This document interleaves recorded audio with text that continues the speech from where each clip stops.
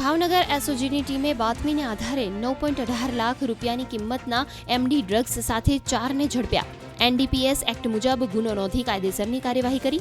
પોલીસે એક મહિલા સહિત 2 આરોપીઓની કરી ધરપકડ। બાતમી મળેલી કે તોફિક જે છે તે પોતાની જે સફેદ કલરની બલેનો ગાડી જે છે તેમાં આ 4 ઈસમો મુંબઈની ડોંગરી વિસ્તારમાંથી આ મેફેડ્રોન ડ્રગ્સ છે તેનો જથ્થો લઈ અને ભાવનગર આવવાના છે એવી ગુપ્ત બાતમી મળેલી, જેના આધારે પંચો રૂબરૂ રેડ કરતા આ જે જથ્થો જે છે એ પોલીસે કબજે કરેલો છે। મોરબીમાં ધોરણ 10 અને 12ના વિદ્યાર્થીઓ આજે આપશે બીજું પ્રશ્નપત્ર। પ્રથમ પેપર સારું જતા વિદ્યાર્થીઓએ કહ્યું, અમારી મહેનત ફળી। આગામી દિવસોમાં પણ પરીક્ષા સારી જાય તેવી અપેક્ષા સાથે વિદ્યાર્થીઓ અન્ય પરીક્ષાની તૈયારીમાં જોડાયા। હાલોલમાં ભારતીય કૃષિ સંશોધન પરિષદ દ્વારા પ્રાકૃતિક કૃષિ સમિતિની બીજી બેઠકનું કરાશે આયોજન।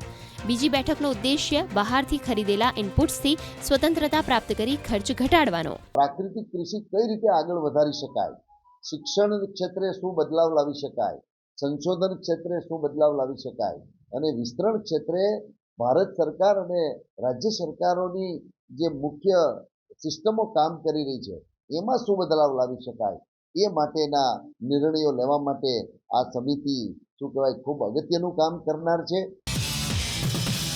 છોટાઉદેપુરમાં પાવીજેતપુર તાલુકાના રતનપુર ખાતે નિર્માણ પામનારા તાલુકા કક્ષાના સ્પોર્ટ્સ સંકુલનું સાંસદ ગીતા રાઠવાએ કર્યું ખાતમુહૂર્ત।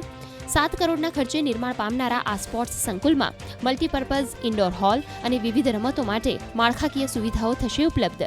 ગુજરાત સરકાર દ્વારા 7.5 કરોડના ખર્ચે જે સ્પોર્ટ સંકુલ મંજૂર કરવામાં આવ્યું હતું એના ખાતમુહૂર્ત અહીંયા કરવામાં આવ્યું। આ સ્પોર્ટ સંકુલ બનવાથી આ પાવીજેતપુરના યુવાનોને, યુવા પેઢીને ખૂબ કામ આવવાનું છે। અમદાવાદ જીમખાનામાં રાજ્યકક્ષાની ચેસ ટુર્નામેન્ટનું આયોજન કરાયું। વિવિધ જિલ્લાના 53થી વધુ સ્પર્ધકોએ લીધો ભાગ।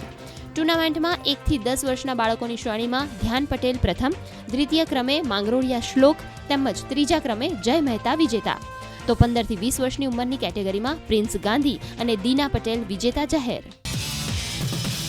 ખેડાના નડિયાદ ખાતે મહિલાઓના સન્માનમાં યોજાઈ રેલી। મહિલાઓને આંતરરાષ્ટ્રીય વુમન ડે નિમિત્તે વધુ આત્મનિર્ભર બનાવવા હાકલ કરાઈ।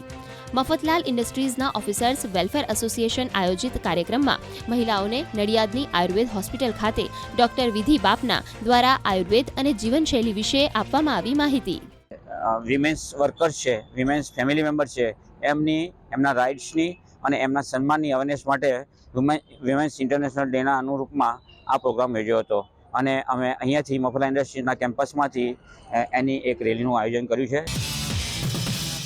વડોદરાના માંડવી નજીક વડોદરાના રાજવી પરિવાર હસ્તક દેવસ્થાન ટ્રસ્ટ દ્વારા સંચાલિત 214 વર્ષ જૂના પૌરાણિક શ્રી વિઠ્ઠલનાથજી મંદિરના જીર્ણોદ્ધારનો થયો પ્રારંભ। સયાજીરાવ ગાયકવાડની જન્મજયંતિના અવસરે થઈ રહ્યા છે વિવિધ લોક કલ્યાણના કાર્યો। વડતાલના સ્વામિનારાયણ મંદિરના સહયોગથી 51 ફૂટ ઊંચું શિખરબદ્ધ મંદિર નિર્માણ પામશે। શ્રી વિઠ્ઠલનાથજી મંદિરના ગર્ભગૃહના નવીનીકરણ માટે આ ખાતમુહૂર્ત થયું છે। આ ખાતમુહૂર્તના સમયે જે હરિભક્તો, વૈષ્ણવ તેમજ વિઠ્ઠલ મંદિરના ભક્તો ઉપસ્થિત રહ્યા અને ઐતિહાસિક ક્ષણનો આનંદ લઈ અને ભગવાનના આશીર્વાદ પ્રાપ્ત કર્યા છે। દીવમાં પ્રજાપિતા બ્રહ્માકુમારી ઈશ્વરીય વિશ્વવિદ્યાલય ખાતે સફાઈ કર્મચારીના કાર્યનું મહત્વ સમજાવીને સફાઈ કર્મચારીઓનું કરવામાં આવ્યું સન્માન। બ્રહ્માકુમારીના ગીતા દીદીએ મહિલાઓના મહત્વ તેમજ સફાઈ કર્મચારીઓના મહત્વને સમજાવીને યોગાભ્યાસ વિશે આપી સમજૂતી। દીકરીઓના અભ્યાસ પર પણ મૂકવામાં આવ્યો ભાર। મહિલાઓ સશક્ત થાય અને પોતાની રીતે આગળ વધે, આત્મનિર્ભર બને, કોઈના ઉપર પણ આધારિત ન રહે એવા લક્ષ્ય સાથે અને મહિલાઓની યોગ્યતાઓને જાણીએ અને યોગ્યતાઓને જાણીને એને કાર્યમાં લગાવીએ એ થીમ સાથે આ કાર્યક્રમનું આયોજન કરવામાં આવ્યું।